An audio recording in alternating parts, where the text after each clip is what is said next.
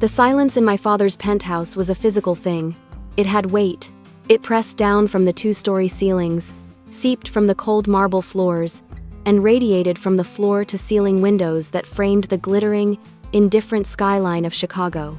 It was a silence sharpened by the clink of heavy silver on porcelain, a sound that echoed the precise, cutting nature of the man who sat at the head of the table.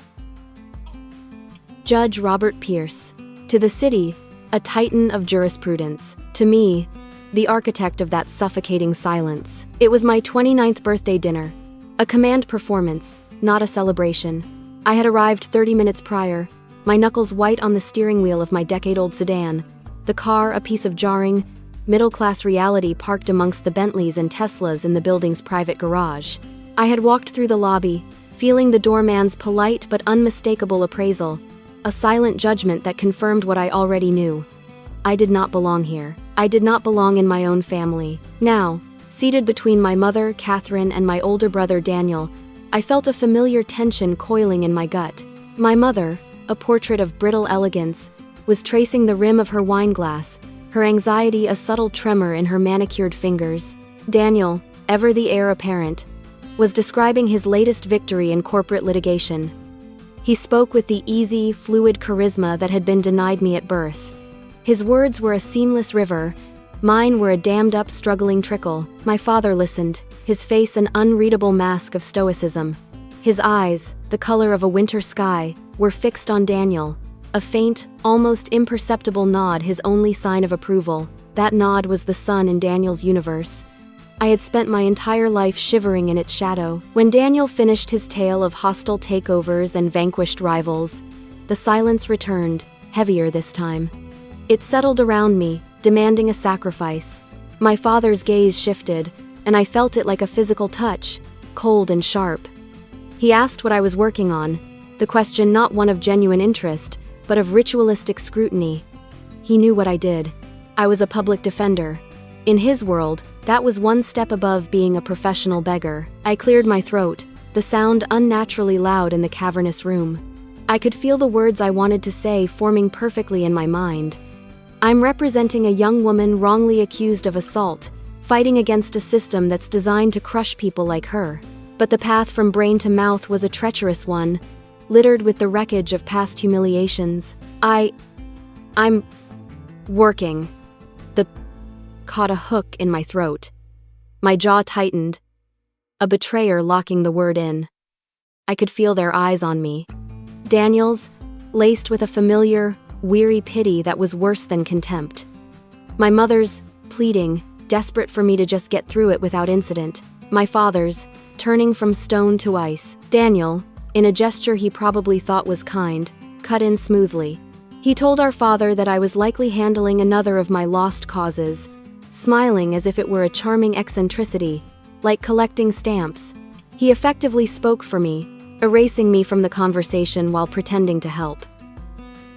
It was a move of casual, devastating cruelty he had perfected over 2 decades. I felt a surge of white-hot anger. I wanted to scream at him, to tell him that my lost causes were human beings, not anecdotes for his amusement. I opened my mouth to try again, to force the words out, to reclaim my own voice. That was when my father raised a single commanding hand. The gesture was small, economical, but it silenced the entire room. He did not raise his voice. He never did. His power was in the quiet, absolute finality of his pronouncements. He looked directly at me, and his voice was flat, devoid of emotion, as if he were striking an irrelevant line from the court record. He told me that was enough. He said I was embarrassing everyone. Embarrassing. The word didn't detonate like a bomb. It seeped into my bloodstream like a poison. It wasn't a new wound, but a fresh probing of an old one he had carved into me since I was a child. I remembered being 8 years old, trying to read a report in front of his distinguished friends, the words tangling in my mouth as he watched, his disappointment a palpable force in the room. I remembered being 15, him telling me that a man who couldn't control his own tongue could never command the respect of others. Every stutter, every hesitation, every locked jaw was, in his eyes, a personal failure, a stain on the Pearce family name. A name that Daniel wore like a bespoke suit, and that I wore like a straitjacket. I looked down at my plate, at the perfectly seared filet mignon I suddenly had no stomach for. The anger had vanished, replaced by a hollow, familiar shame. I could feel my mother's hand briefly touch my arm, a fleeting, useless gesture of comfort before she withdrew it. Her loyalty always, ultimately, with him. The rest of the dinner passed in a blur. Daniel and my father discussed politics, the stock market, the predictable orbits of their powerful world. I was a ghost at the table, visible only as a source of discomfort. When it was over, I gave my mother a stiff, awkward hug. She whispered that she loved me, her breath smelling of expensive Chardonnay and unspoken apologies. Daniel clapped me on the shoulder, a gesture of performative brotherhood, telling me to take care of myself. My father simply stood by the window overlooking the city he all but owned. He didn't turn around. I said goodnight to his back and left, the silence following me out of the apartment, down the elevator, and into the cold night air. Driving back to my small, cluttered apartment in Logan Square felt like crossing a border into another country. Here, the buildings were brick, not glass. The sounds were of sirens and distant music, not the funereal clinking of silver. My home was my sanctuary, a fortress built of law books, case files, and the quiet understanding that within these four walls, I didn't have to be anything for anyone. I could be Samuel Pearce, the man who fought for the voiceless, not Sam, the broken son of Judge Robert Pearce. But that night, the fortress felt flimsy. The judge's words echoed off my walls. "You're embarrassing everyone." I sank onto my worn-out sofa, the springs groaning in protest. I thought about the life my father had envisioned for me, a seamless transition from a top-tier law school to a lucrative partnership at a prestigious firm. A life of sharp suits, confident handshakes, and effortless courtroom oratory. A life like Daniel's, a life I could never have, not because I lacked the intellect, but because my own body betrayed me with every crucial sentence. My choice to become a public defender had been my one true act of rebellion. It was a silent declaration of war. I couldn't beat them in their world of smooth rhetoric and polished power, so I had chosen a world where results mattered more than presentation. I chose to fight for people who had no power, no voice, no one. In a way, I was fighting for myself over and over again. Every client I defended, every small victory I clawed from the jaws of an indifferent system, was a validation he could never give me. But the cost was high. It was a life of isolation from my own blood. They saw my work as a repudiation of everything they stood for: wealth, influence, and above all, the appearance of flawless strength. My stutter was the physical manifestation of my dissent, an outward sign of the imperfection they could not tolerate. I sat there for hours as the city lights blinked outside my window, the weight of that dinner pressing down on me. The feeling wasn't just sadness. It was a profound, soul-deep exhaustion. An exhaustion from fighting a battle on two fronts, one in the courtroom against the state, and the other in my own family, against the ghosts of expectation. In that moment, I felt utterly defeated. The drive that usually propelled me, the quiet anger that fueled my work, had dwindled to a cold ash. He had won again. The judge, with a few simple, cruel words, had reminded me of my place. I was the family's embarrassment, the flawed son, the lost cause. Lying back, I closed my eyes, but the image of my father's back, framed against the Chicago skyline, was burned into my mind. It was a wall I had been trying to scale my entire life. And that night, for the first time, I truly began to wonder what it would take to not just scale it, but to bring the whole damned thing crashing down. It was a dark, formless thought, born not of strategy, but of pure, unadulterated pain. It was a seed of revenge, planted in the barren soil of my despair, waiting for something, anything, to make it grow. The morning after the dinner, I woke to the taste of ash in my mouth. Sleep had offered no escape, only a series of disjointed, anxious dreams where I was trying to speak in a crowded courtroom, but no sound would come out. My apartment, usually a refuge, felt like a cage built of my own failures. I made coffee, letting the cheap, bitter liquid scald my throat, hoping it might burn away the lingering chill of my father's disdain. It didn't. My office at the Cook County Public Defender's Building was a testament to organized chaos. Stacks of files threatened to avalanche off my desk, each one a life tangled in the unforgiving gears of the justice system. For a few hours, I lost myself in the work. It was a relief to focus on other people's emergencies, a bond hearing for a teenager accused of shoplifting, a plea negotiation for a woman battling addiction.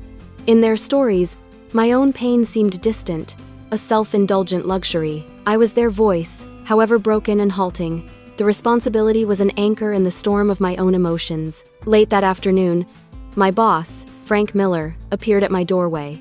Frank was a 50-something career defender with a face like a worn-out leather briefcase and a heart I knew was bigger than he let on.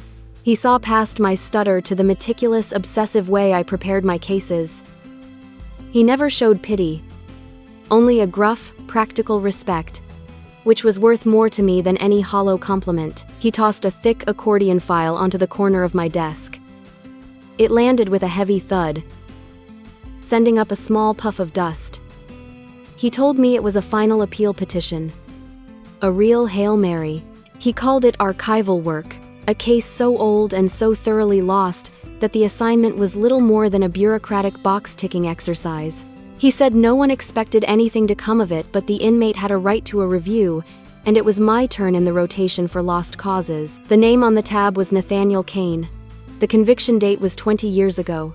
Double homicide, life without parole. That night, long after the office had emptied and the only sounds were the hum of the fluorescent lights and the distant wail of a siren, I opened the file. The paper was brittle, yellowed with age. The smell of old ink and decaying cardboard filled my small office. For the first hour, I was just a lawyer doing his due diligence. I read the summaries, the gruesome discovery of a wealthy couple, the Randolphs, in their Lincoln Park mansion, the media frenzy, the citywide manhunt. Then, the focus of the investigation landed on Nathaniel Caine. He was a handyman who had done some work at their house weeks before the murders. He had a minor criminal record, a joyriding charge as a teenager, a bar fight in his early 20s.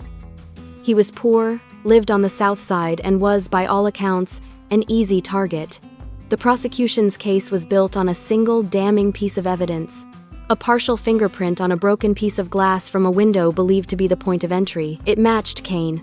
There was no other physical evidence, no murder weapon, no confession, just the fingerprint and a mountain of circumstantial pressure. As I delved deeper into the trial transcripts, a strange feeling of unease began to creep over me. Nathaniel Caine's defense had been appallingly weak. His court-appointed lawyer seemed overwhelmed, outmatched at every turn.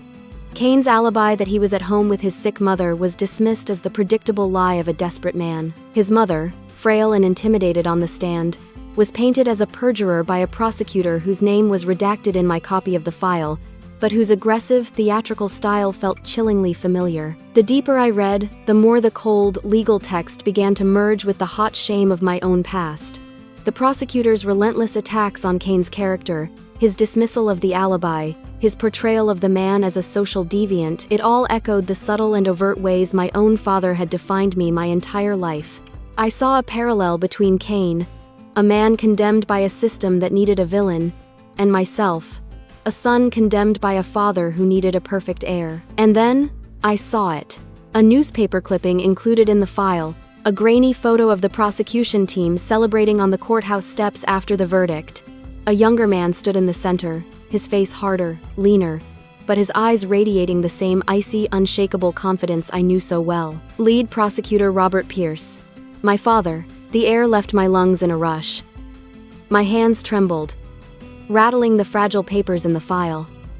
This wasn't just a case. This was the case. The Randolph murders. This was the trial that had catapulted my father from a respected prosecutor to a legal superstar.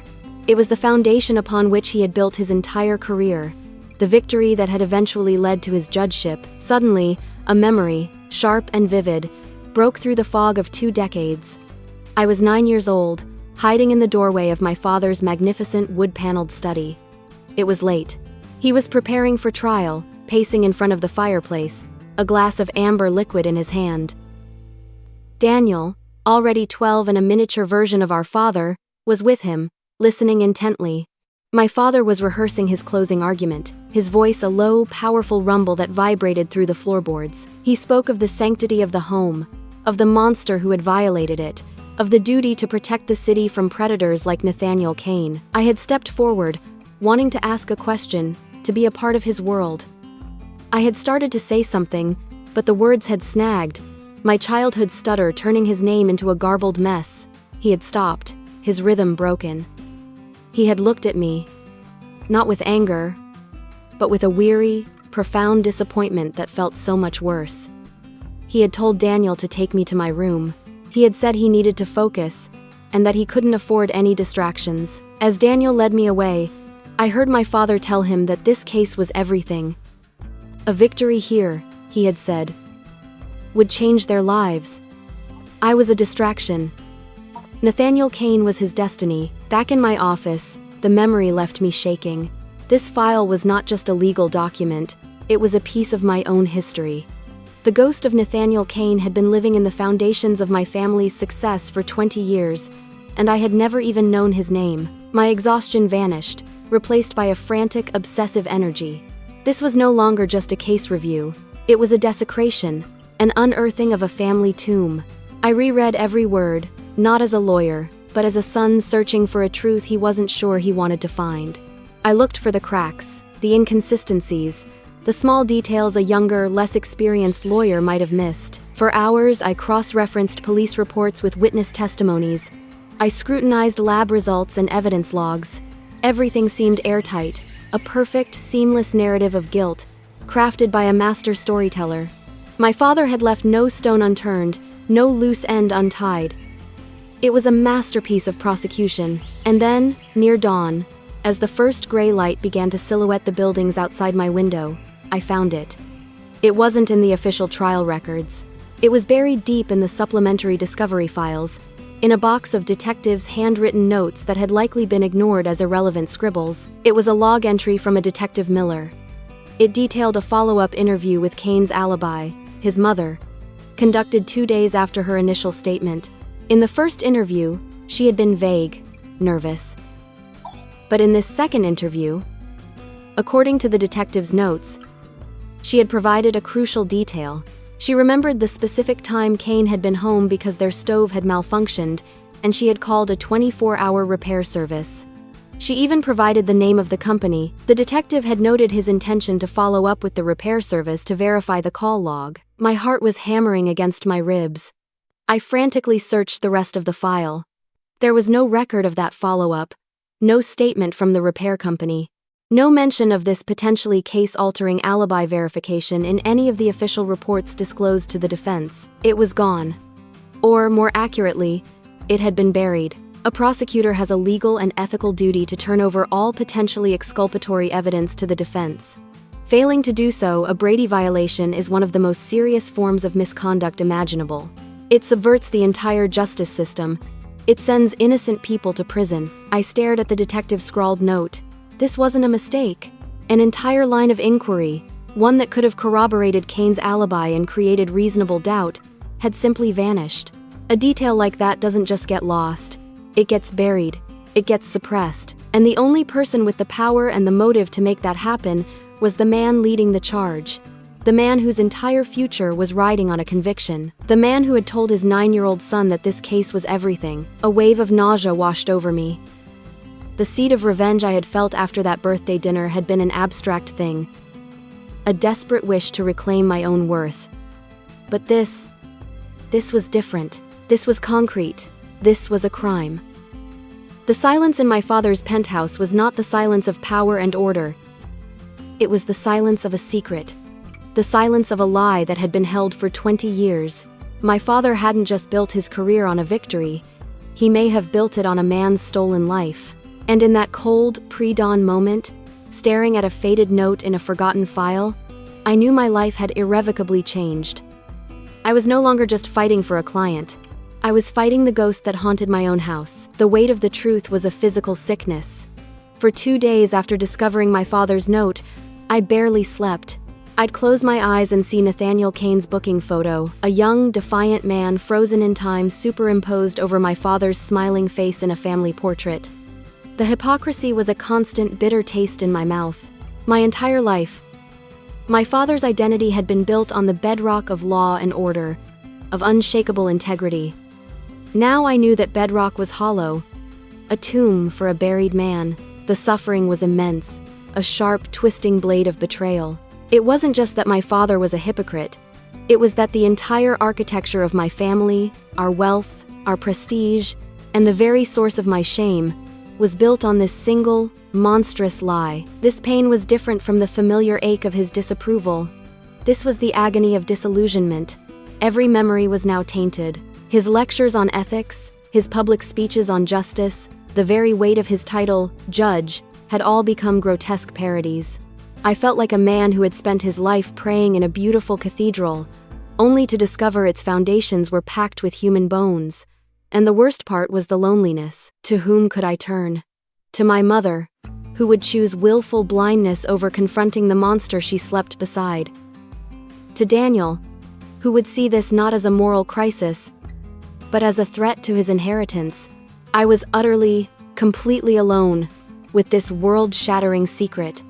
This was my peak of suffering, an island of private horror. On the third day, I knew I couldn't exist in this state of paralysis any longer. The pain was too great. It would either consume me, or I had to transform it into something else. Action was the only antidote. My first step was clear. I had to see him.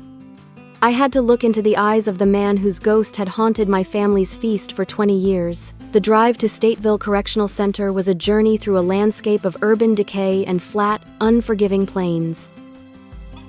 The prison rose from the horizon like a concrete fortress, a monument to forgotten lives. Inside, the air was thick with the smell of disinfectant and despair.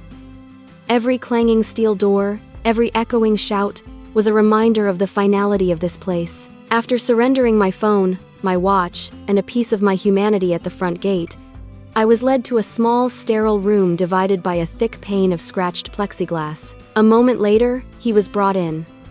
Nathaniel Caine was 51, but he looked 70. His face was a roadmap of hardship, his skin grayed by 2 decades without direct sunlight. He was thin, wiry, and he moved with the slow, shuffling gait of a man who has nowhere to be. But his eyes were not empty, as I had expected.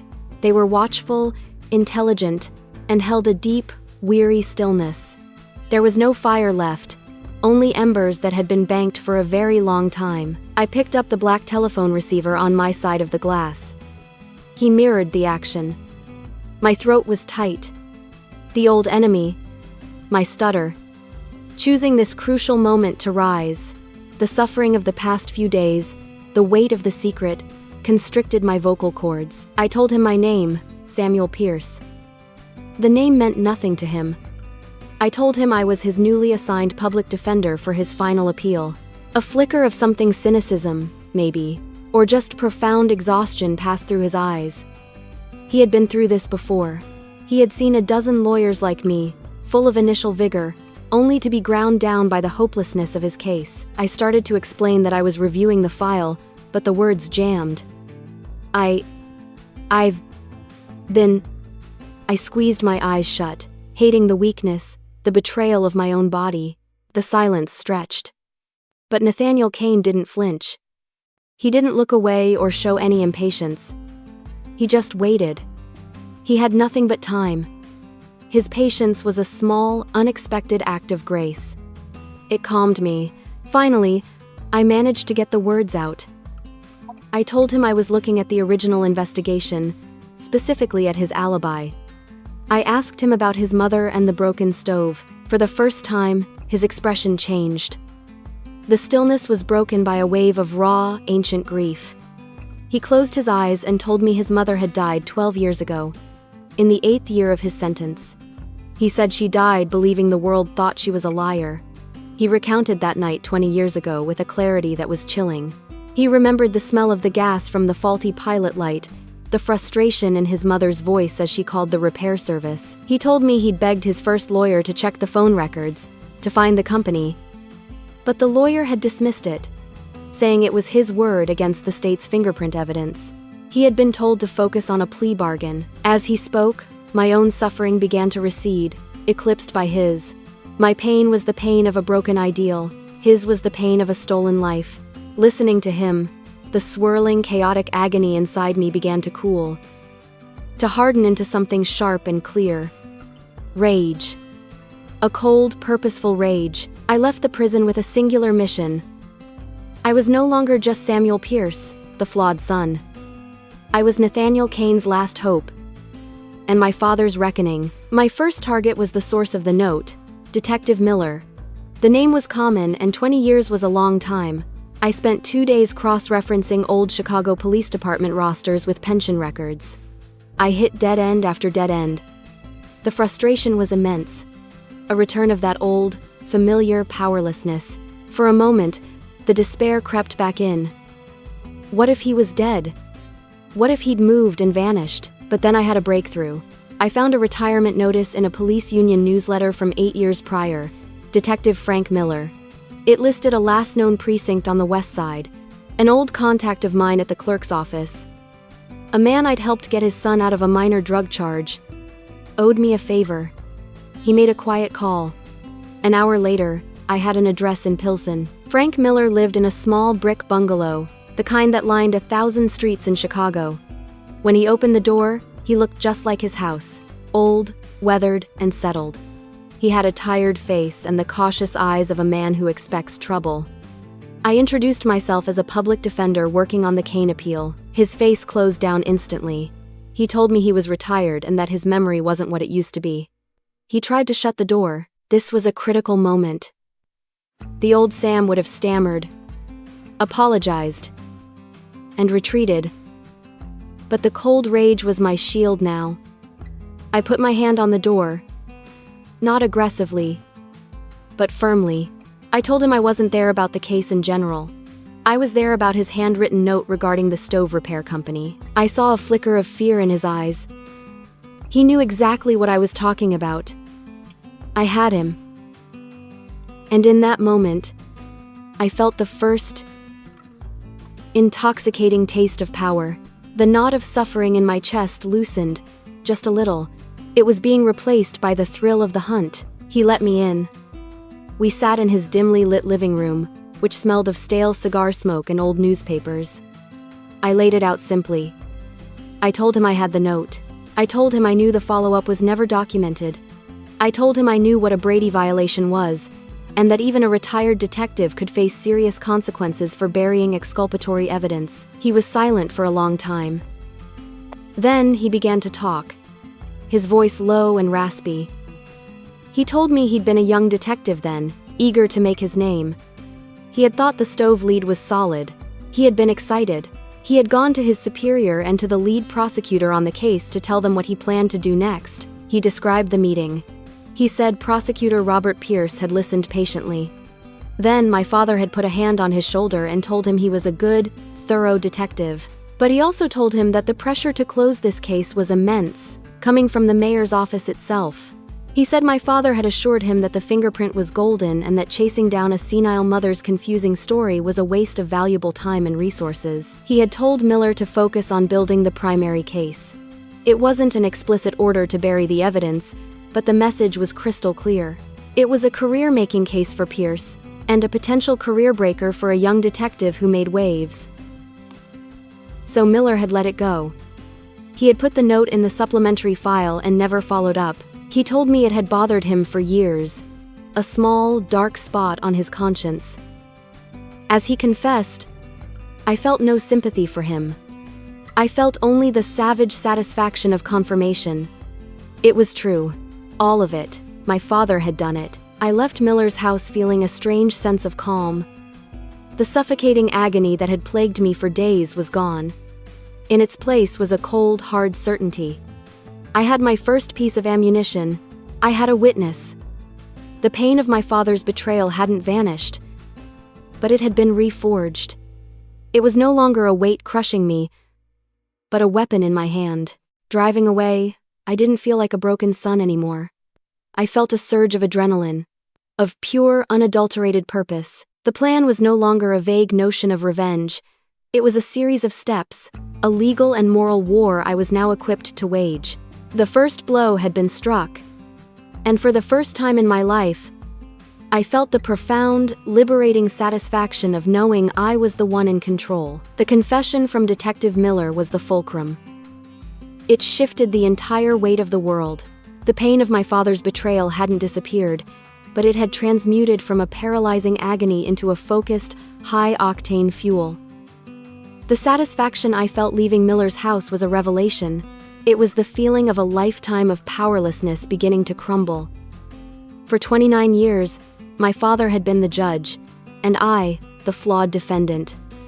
Now, the roles were about to be reversed. I was building a case, and he was the one in the dock. My plan wasn't a simple, brutish act of exposure.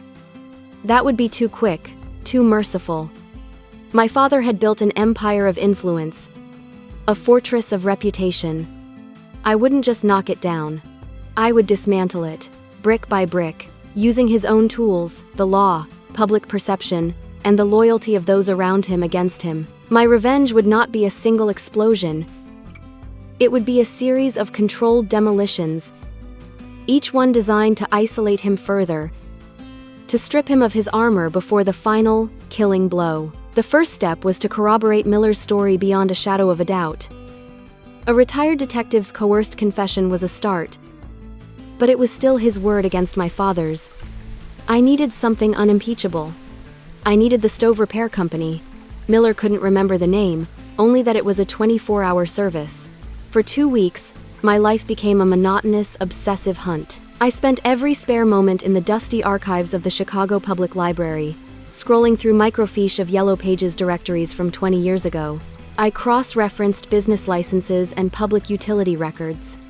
The work was painstaking, a search for a single needle in a 20-year-old haystack. Dozens of companies were defunct. Others had been bought out. The trail was cold, and with each dead end, the old familiar frustration gnawed at me. But the image of Nathaniel Caine's face, of my father's smug certainty, kept me going. This was not just work, it was a pilgrimage. Finally, I found it. A small family-owned business, reliable appliance repair, that had been bought by a larger conglomerate but whose old paper service logs, by some miracle of corporate neglect, had been kept in a warehouse in Gary, Indiana. Getting access was the next challenge. I couldn't go in as a public defender working on a murder appeal. That would raise too many red flags. So I created a pretext. I told the warehouse manager I was a freelance journalist doing a human interest story on long-standing Chicago family businesses. I even printed a fake business card. It was the first truly deceptive act of my life, and I was disturbingly good at it. My stutter, which had always been a liability, became an asset. It made me seem earnest, harmless, and non-threatening. They pitied me, and pity makes people careless. After a day of feigned interest in their corporate history, they granted me access to the archives. The room was a chaotic tomb of forgotten paperwork. It took me 3 more days, sifting through mountains of grimy, water-stained ledgers. My back ached, my eyes burned, and my hands were black with ink and dust. Then, I found it. A service log dated the night of the Randolph murders. And there, in faded blue ink, was the entry: call received, 10:47 p.m. Caine, N. 78, XX. S. Loomis, St. Issue. Stove pilot light out, gas smell. The service technician had been dispatched the following morning. I stared at the page, my heart beating a frantic rhythm against my ribs. This was it. The silver bullet, the irrefutable time-stamped proof that Nathaniel Caine's alibi was true. I took a dozen high-resolution photos with my phone, my hands shaking so badly the first few were blurred. The satisfaction was electric, a jolt that cleared away all the fatigue. The first demolition charge was set. My second target was my brother. Daniel wasn't just my father's son, he was his high priest, the most fervent believer in the cult of Judge Robert Pearce. To break my father, I first had to sever his connection to his perfect, loyal heir. I knew a direct confrontation would be useless. Daniel's loyalty was absolute, his worldview hermetically sealed. I had to plant a seed of doubt, a worm of suspicion that would gnaw at him from the inside. I arranged to meet him for a drink at a quiet, expensive bar downtown, his turf, to make him feel comfortable. I told him I needed his advice. This was a language he understood, the powerful older brother, dispensing wisdom to his struggling younger sibling. His condescension was my camouflage. After some initial small talk about his latest courtroom triumph, I steered the conversation. I told him I was working on a difficult appeal, a pro bono case from 2 decades ago. I didn't mention Caine's name. I described a hypothetical scenario, framing it as a legal puzzle. I told him I'd found a prosecutor who, years ago, had seemingly failed to disclose potentially exculpatory evidence. I explained the suppressed note, the uninvestigated alibi. Daniel listened, a slight smirk on his face. He told me, with the weary air of an expert, that it was tragic, but these things happened. He said that a young, ambitious prosecutor could easily make a mistake, letting a minor detail slip in the heat of a major trial. He called it a rookie error, not a conspiracy. He was dismissive, almost bored. That was the moment I sprung the trap. I leaned forward, my voice dropping. I told him, "But Daniel, what if it wasn't a rookie?" I paused, letting the silence hang. Then I told him I had a source, a retired detective, who claimed the prosecutor had knowingly suppressed the evidence. I watched his face carefully. The smirk vanished, replaced by a flicker of professional interest.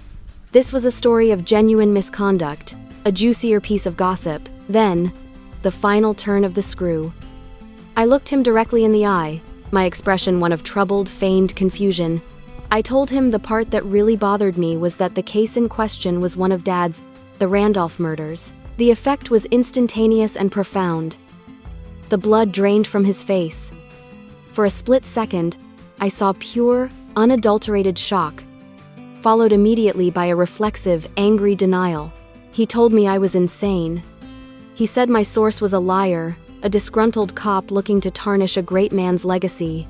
He accused me of being pathetic, of being so jealous of our father's success that I was willing to believe any lie that diminished him. The insults were vicious, but they were the frantic thrashings of a man whose foundations had just been shaken. I didn't argue. I just held his gaze. I let his anger wash over me. I told him calmly that he was probably right. I said I must have been mistaken. I feigned retreat, apologizing for bringing up something so ridiculous. I paid the bill and left, leaving him alone at the bar with the poison I had just injected into his veins. The satisfaction was exquisite. It was a cold, intellectual pleasure, entirely different from the visceral thrill of finding the ledger. I hadn't presented him with evidence he could refute. I had given him a nightmare. Daniel was a brilliant lawyer. His mind was analytical, trained to see patterns and inconsistencies. He would tell himself it was a lie, but the seed was planted. He would start replaying conversations in his head. He would remember our father's obsessive ambition from that time. He would scrutinize the past, and he would start to see the cracks. I had turned his greatest asset, his intellect, into his own personal instrument of torture. The second charge was set. Leaving the bar, I felt a chilling sense of clarity. The pain of my childhood, the years of humiliation, the suffocating weight of my father's disappointment, it was all being burned away in the fire of my new purpose. Each successful step of the plan was a small act of reclamation. A piece of myself I was taking back. I was no longer the boy who couldn't speak.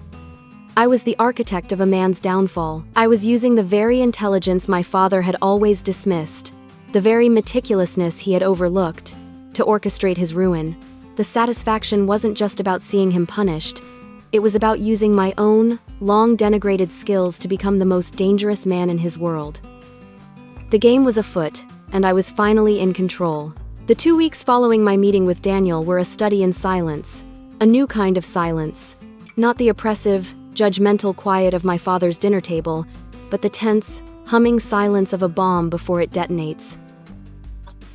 I heard nothing from my family, which was exactly what I had expected. Daniel would be wrestling with the poison I'd given him, his pride and loyalty at war with his analytical mind. He wouldn't dare approach our father. Not yet. He would investigate on his own, subtly at first, trying to disprove the horrific possibility I had planted. I had given him a thread, and I knew his legalistic, detail-obsessed nature would compel him to pull it. During this time, I focused on the final pieces of my legal strategy. I drafted the petition for Nathaniel Caine's exoneration. It was the most important document I had ever written. Every word was precise, every piece of evidence. Miller's prospective testimony, the bombshell from the reliable appliance repair ledger, was meticulously documented. It was a legal masterpiece of controlled rage. But I didn't file it, not yet. The legal filing would be the final, public execution. Before that came the private torment. My third target was my mother. Her betrayal was quieter, more insidious than my father's cruelty or Daniel's contempt. It was the betrayal of inaction, of 1,000 moments where she had chosen her husband's comfort over her son's pain. She had been the silent accomplice, the one who smoothed things over, who begged for peace at the cost of justice. Her punishment would not be legal, but emotional. I would force her to see the man she had enabled, to confront the ugliness she had spent a lifetime ignoring. I called her and asked if I could come over to the penthouse. I told her I wanted to talk. My voice was calm, devoid of its usual nervous energy. This itself was enough to unsettle her. She agreed, her tone laced with a hesitant, maternal anxiety. She probably thought I was coming to apologize for some perceived slight, to beg for re-entry into the family's good graces. I arrived on a Tuesday afternoon. The penthouse was unnervingly quiet, the sun streaming through the vast windows, illuminating dust motes dancing in the air. My father was at the courthouse, a fact I had already confirmed. My mother, Catherine, greeted me with a fragile smile. She was dressed impeccably, as always, a queen in her gilded cage. She offered me tea. We sat in the formal living room, a space that felt more like a museum than a home. I let the silence stretch, watching her grow increasingly uncomfortable. She asked me if everything was all right, her brow furrowed with a practiced concern. I didn't answer her question directly. Instead, I began to talk about Nathaniel Caine. I told her his story, not as a lawyer, but as a son telling a parable. I spoke of his mother, who had died believing the world thought her a liar. I spoke of the 20 years he had spent in a concrete box, watching the world move on without him. My voice was steady, my stutter completely absent. The clarity of my purpose had become a shield against my own nervous system. My mother listened, her expression a mixture of confusion and polite sympathy. She thought this was about one of my lost causes, another sad story from my unfortunate line of work. She murmured that it was a terrible tragedy. That was when I looked her directly in the eye. I told her that the prosecutor who had sent this innocent man to prison, the man who had buried the evidence that would have saved him, was her husband. The silence that followed was absolute. The teacup in her hand trembled, rattling against its saucer. The color drained from her face, leaving behind a waxy, translucent pallor. Her eyes, wide with shock, searched mine for a sign that this was a cruel joke. She saw none. She began to deny it, her voice a thin, reedy whisper. She told me I was mistaken, that I was overwrought, that my work was making me see conspiracies where there were none. She said Robert was a good man, a pillar of justice. The words sounded hollow, rehearsed, the desperate incantations of a woman trying to hold her world together. I didn't argue. I simply placed a single piece of paper on the polished mahogany table between us. It was a crystal-clear photograph of the service log from Reliable Appliance Repair. I had highlighted the name, address, and time. She stared at it, her mind clearly struggling to process what she was seeing. She didn't understand its legal significance, but she understood its power. It was a tangible piece of a reality she did not want to exist. I explained it to her in simple, brutal terms. I told her that this piece of paper proved Caine's alibi. I told her that Dad had known about this lead and had ordered a detective to ignore it. I told her that the foundation of our family, the money, the penthouse, Daniel's partnership, her entire social standing was built on the deliberate destruction of an innocent man and his family. That was when she broke. It wasn't loud or dramatic. It was a quiet, horrifying implosion. A single tear traced a path down her perfectly powdered cheek.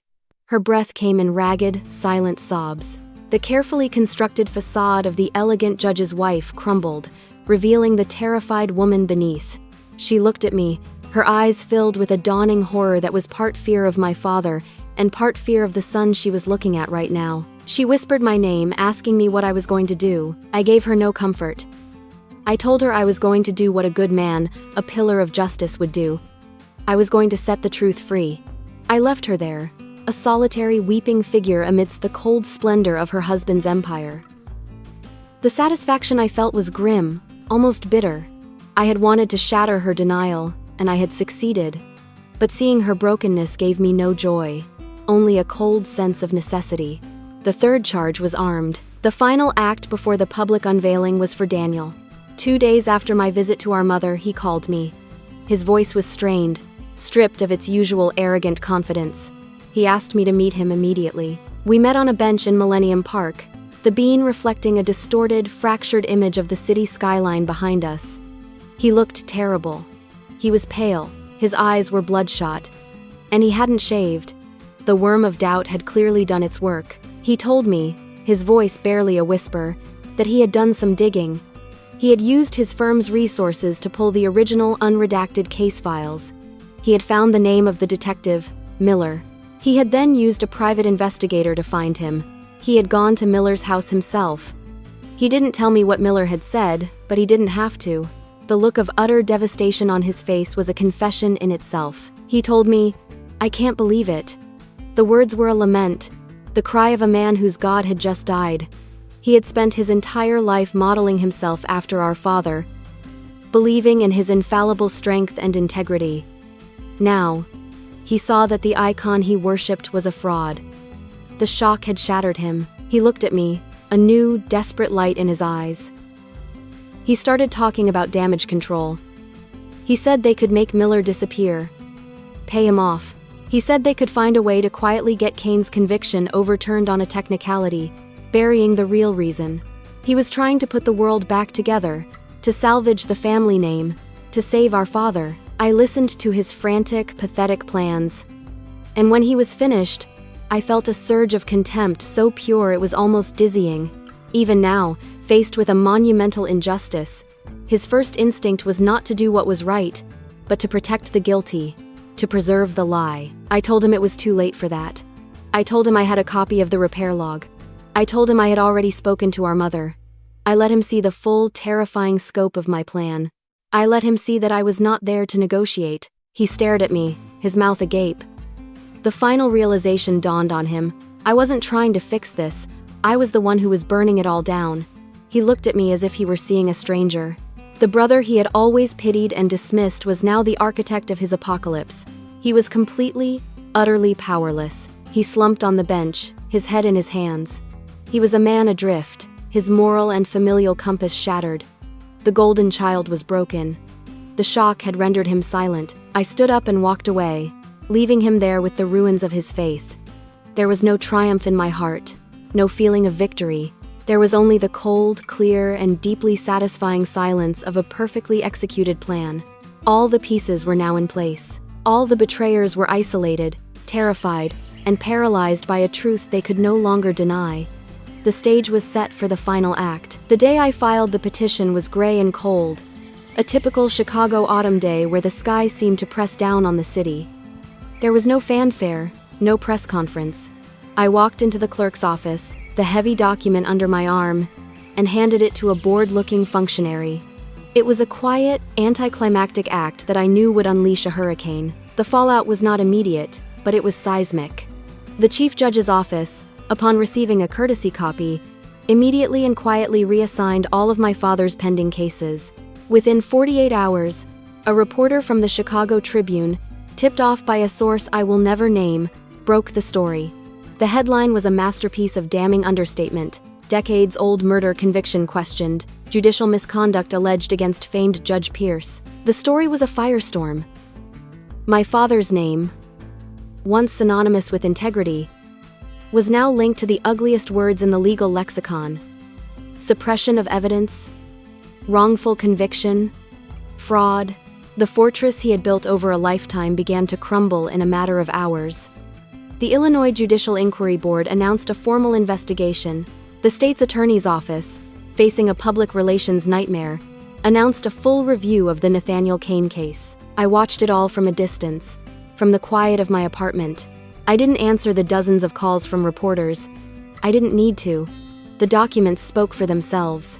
The story I had carefully constructed within the petition was now public record, and it was irrefutable. My revenge was no longer a private, burning coal in my gut.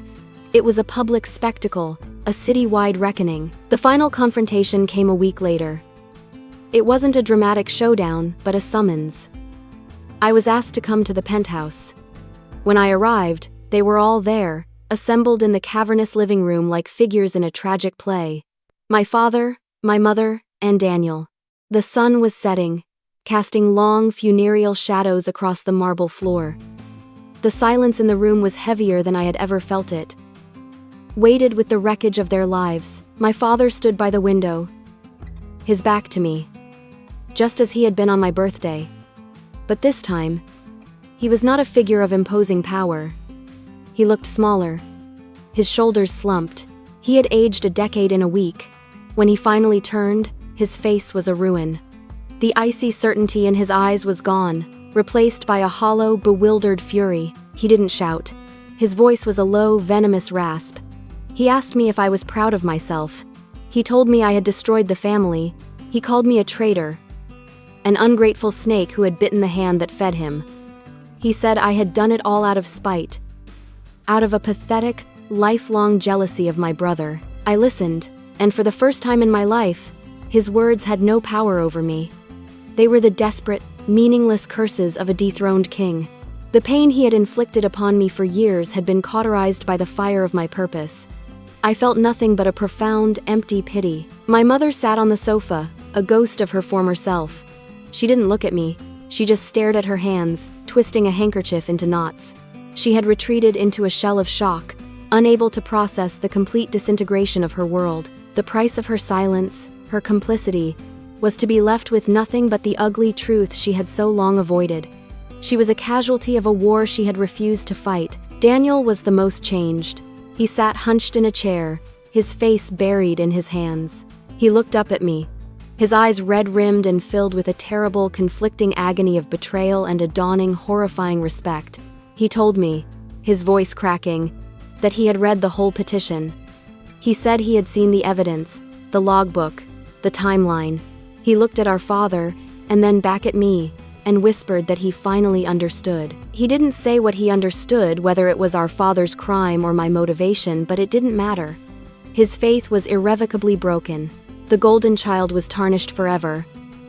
Forced to see that the prize he had won was worthless. The legacy he was meant to inherit. A lie. He was a man without a god, without a future he could believe in. I didn't engage in their accusations or their grief. There was nothing left to say. The truth had been spoken, and it had its own terrible momentum now. I simply looked at my father, the man whose approval I had once craved more than air itself, and I asked him a single question. I asked him if he ever, for one moment, in 20 years, thought about the innocent man sitting in a cell. He didn't answer. He just stared at me, his face a mask of hatred. And in his silence, I found my final, bitter absolution. It was never about justice for him. It was only ever about winning. I turned and walked out of that apartment for the last time. As I left, I didn't feel the triumph I had once imagined. The satisfaction I had felt at each step of my plan had faded, replaced by a deep, somber calm. Revenge, I realized, was not a feast. It was a fire that consumes everything, including the person who lights it. It had burned away my pain, my fear, and my lifelong sense of inadequacy. But it had also burned away my family. I was free, but I was alone. A month later, Nathaniel Caine walked out of Stateville a free man. I was there, standing at a distance, as he was embraced by a niece he barely knew. Our eyes met across the crowd. He gave a single, slow nod. It was a gesture of profound, unspoken gratitude that held more meaning than any of my family's hollow apologies. He was a man with a stolen past and an uncertain future, but he was free. That was the only victory that truly mattered. My father was disbarred and eventually indicted on charges of obstruction of justice. He took a plea deal to avoid a public trial. And the great Judge Robert Pearce served a quiet 2 years in a low-security federal prison. His name became a cautionary tale in law schools. I left the public defender's office. I couldn't stay. the case had changed me. I moved out of Chicago, seeking a place where the name Pearce didn't carry the weight of scandal. I now work for a national innocence project, using my skills to fight for others like Nathaniel Caine. My stutter is still with me, a quiet echo of the boy I was. But it no longer feels like a weakness. It feels like a reminder of the importance of speaking the truth, no matter how difficult it is to get the words out. I learned a powerful lesson from all the ashes. Betrayal's deepest wound isn't the anger it creates, but the good it corrupts. My father's ambition corrupted his integrity, my mother's fear corrupted her love, and Daniel's worship corrupted his judgment. My own pain, I realized, had almost corrupted me, turning my desire for justice into a cold-blooded crusade for revenge. The final, painful truth is that in setting Nathaniel Caine free, I had to imprison my entire family. It was a steep, terrible price, but it was the only price that could pay for a man's stolen life and a son's stolen voice.